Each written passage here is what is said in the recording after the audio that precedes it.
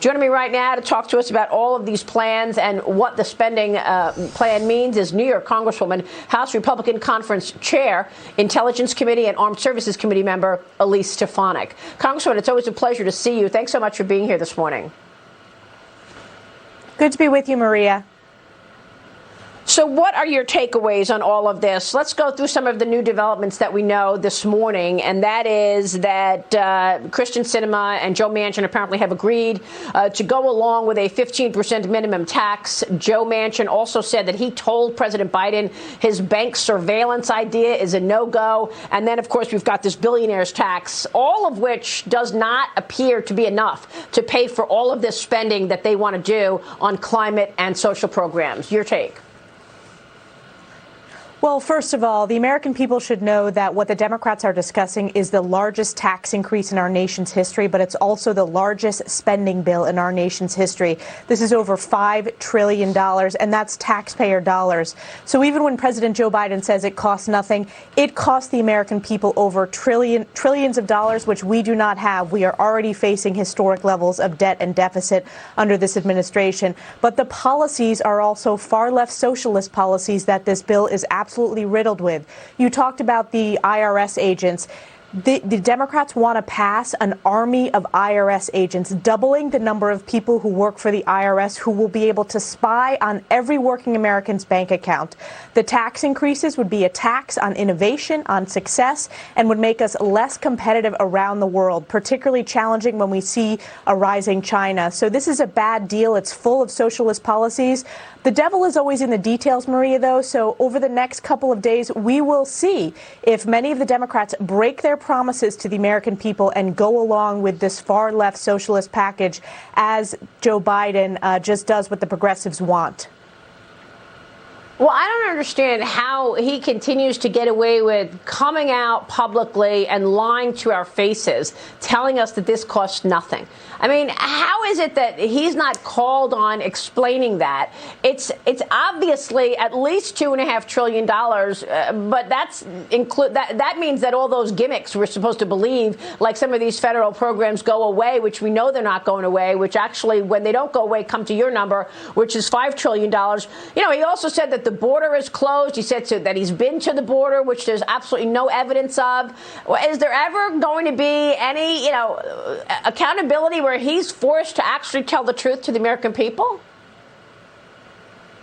Well, you do a good job on your show, Maria, fact-checking this administration that lies on a daily basis. And it's very disappointing that the mainstream media does not follow suit. Look at how they cover the Trump administration. They are not doing their job as objective, fair media. They have become so biased and, frankly, lapdogs to this administration. We know that Joe Biden's $1 trillion bill is going to cost the American people, cost the American taxpayers.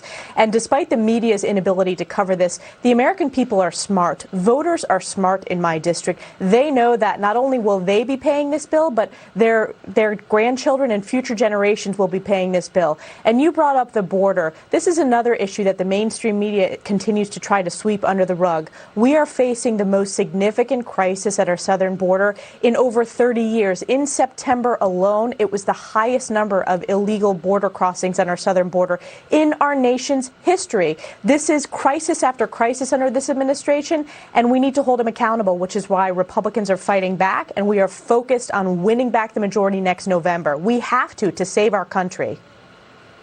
Yeah, I mean, I don't know how you could call this administration anything other than totalitarianism. You've got, the censorship of free speech. You've got mandates on vaccines. You've got now plans to surveil our bank accounts. And then there's this power grab on education, Congresswoman. You wrote an op-ed on FoxNews.com on how Democrats are seeking to control the education of America's children, putting parents on the sideline. Tell us about this and what you can do about it to put parents back in the driver's seat when it comes to their own kids. Well, first of all, I want to thank and give credit to all the parents who are standing up and fighting on behalf of their children to make sure that they get the best education possible and holding these officials accountable for far-left curriculum that we're seeing in school districts across the nation, particularly the parents of Virginia who are super organized leading into the gubernatorial race, which, of course, is important next week and important to save our public education system. It is required by law. We passed this on a bipartisan basis when Republicans were in the majority that the Department of Education and school districts are required to share the curriculum with parents, that there is an engagement policy with parents. That is the exact opposite than what the Biden administration Department of Justice has announced, which has said that they are considering parents who speak out regarding education issues for their children to be domestic terrorists. That is illegal. We are going to hold them accountable. And what's interesting, Maria, is when we reached out to the Department of Education, they were not even aware that this was in law. This was part of the K through 12 education reauthorization bill that we passed on a nearly unanimous basis when Republicans were in the majority. So by law, parents are allowed and should be engaged in their kids' education, and schools are required to have a parental engagement policy and required to get parental feedback when it comes to curriculum development. So they're breaking the law in Virginia. But you know, I mean, this is, look at this. I mean, 2 days after asking Biden to target parents as domestic terrorists, Biden appointed the National School Boards Association president, Viola Garcia, to a federal board overseeing student progress. So, you know, I mean, Terry McAuliffe tries to say, oh, I didn't mean it that way. He tries to backpedal out of that comment that he made that parents have no role in their kids' education. And then Biden just goes and he puts this woman, Viola Garcia, to a federal board overseeing student progress. It's ridiculous. And when it comes to Terry McAuliffe, he meant what he said. It was not the only time he said that parents should have no role in their children's education. He has said it over and over and over again. That's why his poll numbers are plummeting. That's why there's such high energy, particularly in the suburbs, where we have seen just outrageous overreach and, frankly, cover-ups that we've seen in Loudoun County when there are serious, serious public health, public safety issues happening in our schools. Virginia needs to turn out big for Glenn Youngkin, and not just Republicans, but those independents and common sense Democrats who understand that parents have an absolute right to stand up for their kids and be engaged in the education for their kids. What we're seeing from the Biden administration is just yet again on education, on border, they bow down to the far left. Yeah, it's really interesting what's going on in Virginia, and I do think that the Democrats are very worried about this race, also worried about New Jersey. That's why Biden went to Jersey as well as Virginia. Do you think the outcome of the Virginia gubernatorial race affects the Biden agenda? In other words, if Glenn Youngkin were to take the win, do you think that hurts the agenda or no? They still push for it?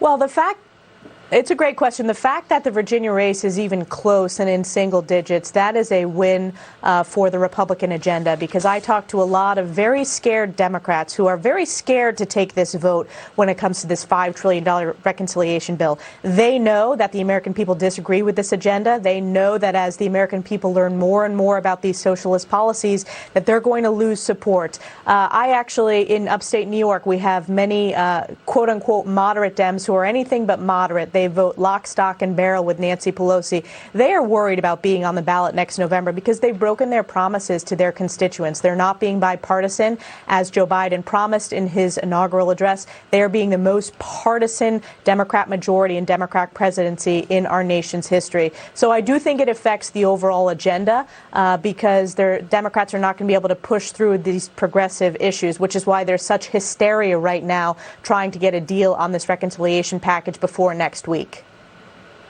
And real quick before you go, is there a goal to pass the infrastructure package? Is that even possible to pass the infrastructure package this week? And if it doesn't, will you be forced to pass another highway extension? I think it's likely that there will be another highway extension. Regarding the infrastructure bill, I mean, the Democrats have tied that directly to this $1 trillion spending and tax package that has amnesty. It has taxes on heating your home bills. So there's not going to be significant Republican support, unfortunately, because we don't support that $1 trillion bill.